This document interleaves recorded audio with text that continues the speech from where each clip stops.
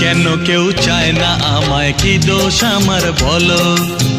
কেন কেউ চায় না আমায়, কি দোষ আমার বলো? বুকের থেকে ঠেলে আমায় দূরে ফেলে দিল, বুকের থেকে ঠেলে আমায় দূরে ফেলে দিল। কেন কেউ চায় না আমায়, কি দোষ আমার বলো? কেন কেউ চায় না আমায়, কি দোষ আমার বলো? রাত্রে খিচুড়ি বানিয়েছিল এখান থেকে, এই যে এখানে।